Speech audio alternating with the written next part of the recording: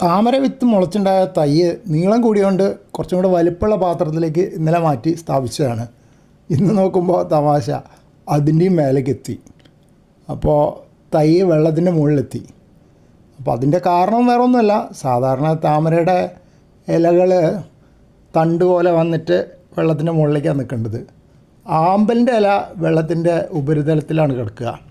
ആ സമയത്ത് താമര അങ്ങനെയല്ല, താമരയുടെ ഇല മുകളിലേക്കാണ് പൊങ്ങി നിൽക്കുക. അപ്പം അതുപോലെ തന്നെ ഉണ്ട് ഈ കുഞ്ഞു ചെടിയുടെ ഇല എന്ന് പറയാറായിട്ടില്ല, ഇല ആവാൻ പോകുന്ന ഭാഗം വെള്ളത്തിൻ്റെ മുകളിലേക്ക് തള്ളി നിൽക്കുന്നുണ്ട്. ഇനിയിപ്പോൾ ഞാൻ പാത്രം മാറ്റുന്നൊന്നുമില്ല, ഇനി അതിൽ തന്നെ വളരട്ടെ.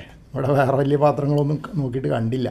ആദ്യം കണ്ടത് സൈഡിൽ നിന്നുള്ള വ്യൂ ആണ്, ഇത് നേരെ മുകളിൽ നിന്ന് എടുത്തിട്ടുള്ള വ്യൂ ആണ്. അപ്പോൾ ഇതിലും അതുപോലെ തന്നെ കാണാം, താമര വിത്ത് പിളർന്നിട്ട് അതിന് ചെറിയ തൈ ഇങ്ങനെ വന്നിട്ട് മുകളിലേക്ക് വരുന്നു. വെള്ളത്തിൻ്റെ മുകളിലേക്ക് അതിൻ്റെ ഇല തള്ളി നിൽക്കുന്നതും കാണാം. അപ്പോൾ ഇത് ഒരു രസമുള്ള കാഴ്ചയാണ്.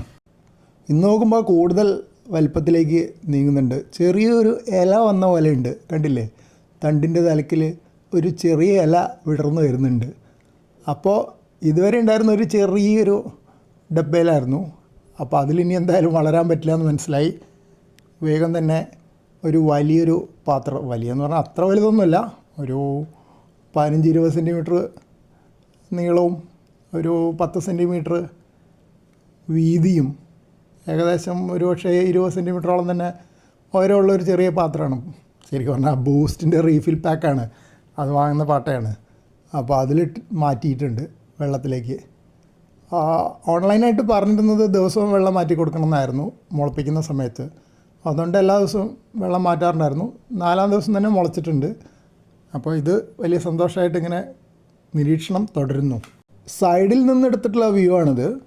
അപ്പോൾ അതിൻ്റെ വിത്ത് പിളർന്ന് വന്ന് തൈ പുറത്തേക്ക് വരുന്നത് ശരിക്കും കാണാം.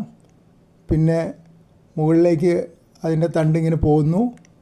ആ തല ക്ലിയറായിട്ട് ഫോക്കസ് ചെയ്ത് കുറച്ച് ഞാനൊന്ന് സൂം ചെയ്തെടുക്കാനുള്ള ശ്രമത്തിലാണ്.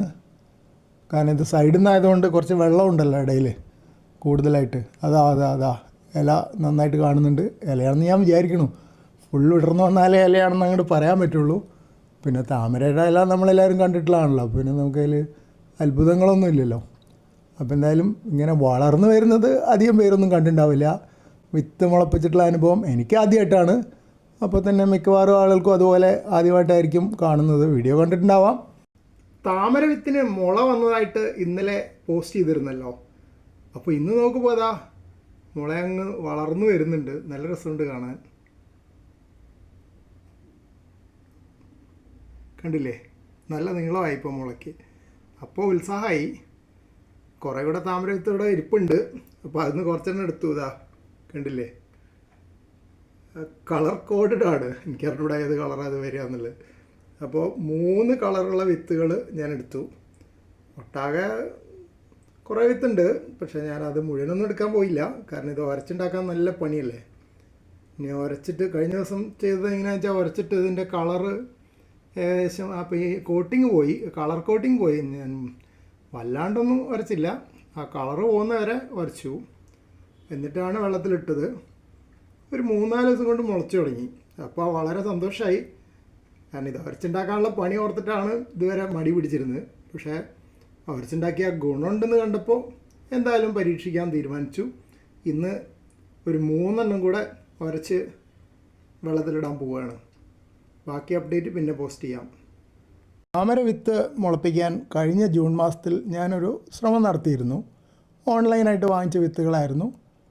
ഇത്തവണ വീണ്ടും ഒരു ശ്രമം തുടങ്ങിയതായിട്ട് കഴിഞ്ഞ ദിവസം പോസ്റ്റ് ചെയ്തിരുന്നല്ലോ. വേറൊരു വിത്താണിത്. ഓൺലൈനായിട്ട് വാങ്ങിച്ചു തന്നെയാണ്. ഇമ്പോർട്ടഡ് ജാപ്പനീസ് വിത്ത് എന്നൊക്കെ എഴുതിയിട്ടുണ്ടായിരുന്നു. നല്ല റിവ്യൂസൊക്കെ ഉണ്ടായിരുന്നു. അപ്പോൾ ഏതായാലും ഒന്ന് പരിശ്രമിച്ചു. അതിൻ്റെ തൊലി കറുത്ത ഭാഗം കുറച്ച് ഉരച്ച് കളഞ്ഞു സാൻഡ് പേപ്പർ കൊണ്ട്. എന്നിട്ട് വെള്ളത്തിലിട്ട് വെച്ചു. ഒരു 3-4 ദിവസമായിട്ടേ ഉള്ളൂ. ഇന്ന് നോക്കിയപ്പോൾ എനിക്ക് ഒട്ടും വിശ്വാസം ഉണ്ടായിരുന്നില്ല കഴിഞ്ഞ പ്രാവശ്യത്തെ പരാജയം കാരണം. ഇന്ന് നോക്കിയപ്പോഴാണ് പെട്ടെന്ന് ഇതാ മുള വന്നിരിക്കണു, വിത്ത് പൊട്ടിയിരിക്കണു, മുള വന്നിട്ടുണ്ട്. ഇതിപ്പോൾ ഒരു സൂം ചെയ്ത വ്യൂ ആണ്, ഇത്ര വലിപ്പമില്ല താമര വിത്ത്. നേരത്തെ വീഡിയോ ഞാൻ ഇത് കഴിഞ്ഞ് പോസ്റ്റ് ചെയ്യുന്നുണ്ട്. അപ്പോൾ എന്തായാലും വളരെയധികം സന്തോഷമായി. കാരണം ഒരിക്കൽ പരാജയപ്പെട്ടിട്ട് രണ്ടാമത് ശ്രമിക്കുമ്പോൾ ഒരു വിജയത്തിൻ്റെ സൂചന എന്നേ പറയാറായിട്ടുള്ളൂ. താമര തൈയൊന്നും ഉണ്ടായിട്ടില്ല, മുളയ്ക്കും എന്ന് മനസ്സിലായി. ഇനിയിപ്പോൾ കുറേ വിത്തും കൂടെ അവിടെ ബാക്കിയിരിക്കുന്നുണ്ട്. അപ്പോൾ അത് ഉരയ്ക്കാനൊരു ഉത്സാഹമായി. മറ്റത് ഇത് ഉരച്ചുണ്ടാക്കാൻ കുറച്ച് പണിയുണ്ട്. സാൻഡ് പേപ്പർ ഇട്ട് ഉരച്ച് കൈയൊക്കെ ഒരു വഴിക്കാവും. അപ്പോൾ അതുകൊണ്ട് ഒരെണ്ണം മാത്രം പരീക്ഷിച്ചിട്ട് സക്സസ് ആവുകയാണെങ്കിൽ ഇനി ബാക്കി വേണേൽ ചെയ്ത് നോക്കാം. ഇനിയിപ്പോൾ എന്തായാലും ഒരു ഉത്സാഹമായി. ഞാൻ എന്തായാലും ബാക്കി വിത്തുകൾ ഇതുപോലെ പരീക്ഷിക്കാൻ പോവുകയാണ്. പിന്നെ കഴിഞ്ഞ തവണ ചെയ്തതെന്ന് വെച്ചാൽ ഒരു വിത്ത് ശരിക്കും ഇങ്ങനെ ചെയ്ത് നോക്കി, ഒന്നും ശരിയായില്ല. പിന്നെയുള്ള വിത്തൊക്കെ വെറുതെ വെള്ളത്തിലിട്ടു, അതും ശരിയായില്ല. ഇത്തവണ അതുകൊണ്ടാണ് വളരെയധികം സന്തോഷമുള്ളത്. ഓൺലൈനായിട്ട് വാങ്ങിച്ച താമര വിത്തുകളാണ് ഈ കാണുന്നത്. മുമ്പൊരിക്കൽ ഞാൻ ഇതുപോലെ വാങ്ങിച്ചിട്ട് നട്ടു നോക്കി, ഒന്നും മുളച്ചില്ല. ഇത്തവണ ഇതിന് നല്ല റിവ്യൂസൊക്കെ ഉള്ളതാണ്. ഇമ്പോർട്ടഡ് ആണെന്നാണ് പറയുന്നത്, ജപ്പാനിൽ മറ്റോ വന്നതാണ്. പല കളറുണ്ടെന്നാണ് പറഞ്ഞത്. കാരണം ഇതിൽ വിത്തുകൾക്കും പല കളറുണ്ട്. അത് കളർ കോഡിങ് ആണോ എന്താണെന്നറിയില്ല. റിവ്യൂസിലൊക്കെ എഴുതിയിരിക്കണത് അത് വളരെ ഉപയോഗപ്രദമാണെന്നാണ്. പക്ഷേ ഈ താമരത്ത് മുളപ്പിക്കുന്നതിൻ്റെ ഏറ്റവും വലിയ ബുദ്ധിമുട്ട് ഇതിൻ്റെ പുറമെയുള്ള തോട് ചുരണ്ടി കളഞ്ഞിട്ട് വേണം മുളപ്പിക്കാൻ. കഴിഞ്ഞ തവണ ഞാൻ ചുരണ്ടി നോക്കി, കുറേ മെനക്കെട്ടു. കുറച്ച് ഭാഗത്തൊക്കെ കറുത്ത തോല്, അത് കറുത്തതായിരുന്നു വിത്തുകൾ, തോല് പോയി. അവസാനം സഹിയിട്ടിട്ട് ഞാൻ എല്ലായിടത്തും വെള്ളത്തിലിട്ടു. കുറേ ദിവസം നോക്കി, ഒന്നും മുളച്ചില്ല. പിന്നെ എല്ലാം കൂടി എടുത്തൊരു ചെടിച്ചട്ടിയിൽ വെള്ളം നിറച്ചിട്ട് അതിലിട്ട് നോക്കി, മണ്ണൊക്കെ ഇട്ടിട്ട്, അതും മുളച്ചില്ല. അപ്പോൾ കാരണം ഒരു പക്ഷേ നമ്മുടെ കയ്യിൽ നിന്ന് തന്നെയായിരിക്കും. കാരണം നല്ലോണം ചുരണ്ടി കളയാതെ മുളപ്പിക്കാൻ ശ്രമിച്ചതാവാം. പക്ഷേ ഇത് ചുരണ്ടി കളയാന്ന് പറഞ്ഞാൽ അത്ര എളുപ്പമുള്ള പണിയൊന്നുമല്ല. ഒന്ന് ശ്രമിച്ചു നോക്കിയാൽ മനസ്സിലാവും. ഞാൻ ഒന്നുകൂടെ ശ്രമിച്ചു നോക്കാൻ പോവുകയാണ്, പുതിയ പരീക്ഷണം. കഴിഞ്ഞ തവണ ഞാൻ സാൻഡ് പേപ്പർ വെച്ച് ചുരണ്ടി നോക്കി, പിന്നെ കത്തി കൊണ്ട് ചുരണ്ടി നോക്കി. ഇത്തവണ ഞാൻ വീണ്ടും സാൻഡ് പേപ്പർ തന്നെയാണ് ഉപയോഗിക്കുന്നത്. ഒരു വേറെ തരം സാൻഡ് പേപ്പറാണ്, കളർ വ്യത്യാസമുണ്ട്. മറ്റേ കറുത്തതായിരുന്നു, ഇത് ഒരു ബ്രൗൺ കളറാണ്. ഇത്തവണ കൈ വേദനിക്കാതിരിക്കാൻ വേണ്ടി ഇൻഡസ്ട്രിയൽ ഗ്ലൗസും കൂടെ ഉപയോഗിച്ച് നോക്കാമെന്നാണ് വിചാരിക്കുന്നത്. ശ്രമിച്ചു നോക്കട്ടെ. 10 മിനിറ്റ് നേരം ഒരു വിത്ത് ഒരസിയിട്ട് ഗുണം ഉണ്ടായത് ഇതാ കണ്ടില്ലേ, ഈ വിത്ത് ഇതാണ് ഒരസാത്ത വിത്ത്. ഇതിൻ്റെ ഷൈനിങ് ഒന്ന് പോയി കിട്ടിയിട്ടുണ്ട്. പിന്നെ ഈ സാൻഡ് പേപ്പർ കണ്ടോ, ഇത് കംപ്ലീറ്റ് മുട്ടയടിച്ച പോലെയായി. അതിൻ്റെ പൊടിയൊക്കെ കുറഞ്ഞു, ശക്തി കുറഞ്ഞു. ഇത് നല്ല ഒറിജിനൽ അടുത്ത വിത്തിന് വേണ്ടി എടുത്തു വെച്ചതാണ്. അപ്പോൾ ഇത് ശരിക്ക് കറുപ്പ് നിറം കോട്ടിങ് പോയ പോലെ കാണുന്നുള്ളൂ. ഇനിയിപ്പോൾ അത് വെള്ള നിറമാണെന്നൊക്കെയാണ് വായിച്ചിരിക്കുന്നത്. പക്ഷെ അത് നടക്കും തോന്നുന്നില്ല. 10 മിനിറ്റ് മെനക്കെട്ട് ഇതാണ് കിട്ടിയത്. അപ്പോൾ ചെറുപ്പത്തിലെ ജനലിൻ്റെ കമ്പി പെയിൻ്റ് അടിക്കാൻ ഏൽപ്പിക്കുമ്പോഴത്തെ അവസ്ഥ ആലോചിച്ചു പോയി. അന്ന് തറവാട് വീട്ടിൽ ജനലിൻ്റെ കമ്പിയൊക്കെ പെയിൻ്റ് അടിക്കണ പണി നന്ന ചെറുപ്പത്തിലാണ് എനിക്കായിരുന്നു. അപ്പോൾ അത് തുരുമ്പൊക്കെ ഉരച്ച് കളഞ്ഞ് നല്ല ഷൈനിങ് ആയിട്ട് കമ്പി കാണാൻ തുടങ്ങുമ്പോൾ മാത്രമേ പെയിൻ്റ് അടിക്കാവൂ എന്നാണ് കണക്ക്. ഇപ്പോൾ ഒക്കെ ഞാൻ കണ്ടിരിക്കുന്ന ആളിൽ അങ്ങനെയൊന്നും മെനക്കെടാറില്ല. ചെറുതായിട്ടൊന്ന് ഉരസും എന്നിട്ട് പെയിൻ്റ് അടിക്കും. പക്ഷെ അന്ന് അങ്ങനെയല്ലായിരുന്നു. കംപ്ലീറ്റ് ഉരച്ച് വൃത്തിയാക്കി. അത് ആദ്യത്തെ പെയിൻറ്റിങ് ആയിരുന്നു തോന്നുന്നുണ്ട് അന്ന്, വീട് പണിത് കഴിഞ്ഞ ഉടനെ, പഴയ വീട്ടിലെ.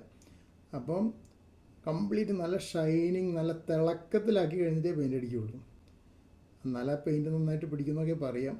അതും 2 കോട്ട്, ആദ്യം ഒരു ചെറിയ ലൈറ്റ് കോട്ട്, പിന്നെ ഒരു കോട്ട്, അങ്ങനെയൊക്കെയായിരുന്നു കഥ. അപ്പോൾ അത് ഓർമ്മ വന്നുപോയി.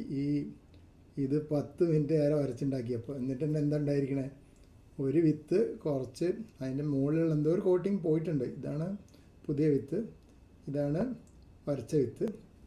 ഇത് വരയ്ക്കാൻ ഉപയോഗിച്ച സാൻഡ് പേപ്പർ, ഇത് പുതിയ സാൻഡ് പേപ്പർ. അടുത്ത വിത്തിനോ അതോ ഇനി ഇതൊന്നുകൂടെ വരയ്ക്കണമെന്ന് എനിക്ക് അറിഞ്ഞുകൂടാ. എന്തായാലും ഇത് ഞാൻ വെള്ളത്തിലിട്ട് പരീക്ഷിക്കാൻ പോവുകയാണ്. പിന്നെ ഗ്ലൗസ് ഇട്ടിട്ട് പ്രത്യേകിച്ച് കാര്യമൊന്നും ഉണ്ടായിരുന്നില്ല.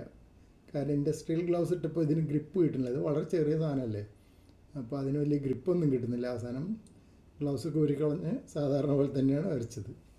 അപ്പം സാധാരണ ഇവിടെയൊക്കെ എങ്ങനെയാണെന്ന് വെച്ചാൽ താമരയുടെ തൈ വാങ്ങാൻ കിട്ടും.